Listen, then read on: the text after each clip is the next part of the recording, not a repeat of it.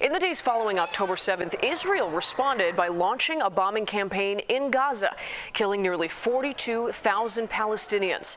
That's according to the Gaza Health Ministry. The UN calls Gaza a graveyard for children.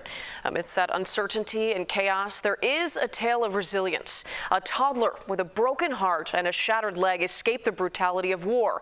Along with his father, they came to Chicago for medical care with the help of a nonprofit.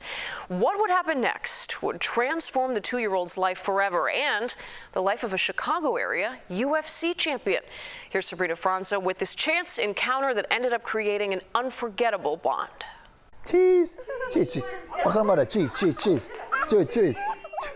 A UFC champion with an unexpected opponent. Jude Damo is only 2 years old.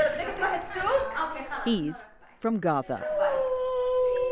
Jude and UFC world champion Belal Muhammad met a little less than a year ago through the Palestine Children's Relief Fund. Some people would describe this as an unlikely friendship. Anytime he sees me, he wants to learn fighting. So now he associates me with fighting, so he always wants to beat me up. He's a good training partner. A smile on his face and his own championship belt. A fighter in his own right.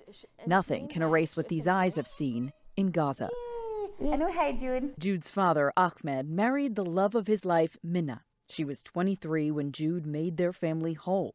The newlyweds were happy, said they had everything until they lost everything. December 26th, 2023. The family celebrated Jude's uncle's birthday. Their moment of joy cut short. A blast hit Jude's family's home. His mother killed before his eyes, we're told, in an Israeli bombardment. She was killed while putting him down to sleep. She was holding him and probably saved his life. Jude suffered a serious leg injury. They placed an external fixator, which is a metal device that helps keep the bones together. Sarah Al-Reyes's colleagues at the Palestine Children's Relief Fund saw Jude in a pile of blood. This photo went viral. He was laying on the floor, actually injured, because there are no beds in the hospital. They knew he needed to be brought somewhere else for treatment. For 3 months, the fixator stayed on. Jude's bones fractured, and then hope. Little Jude, with his father by his side, arrived in Chicago for medical treatment he desperately needed to fix his leg. A welcome from a group of strangers. And I think everybody's heart just melted when they met him. Jude still holds on to the sounds that remind him of his mom before he forgets. I asked his father, why is he crying when he hears this? So that's his mom's ringtone.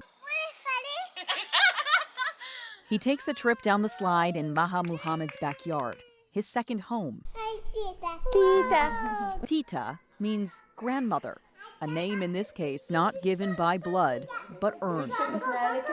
Muhammad and her children would become Jude and his father's new family in a new country.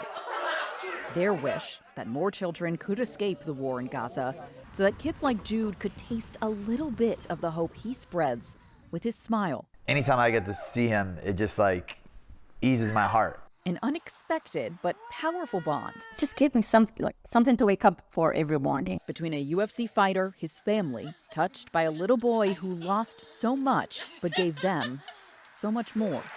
Well, he gave us happiness. He brightened our life, basically. So he helped us more than we helped in him. Sabrina Franza, CBS News, Chicago. We're so glad that Jude is doing well, but he will still need several surgeries to fix his leg. The WHO estimates about 13,000 Palestinians are still waiting for urgent care.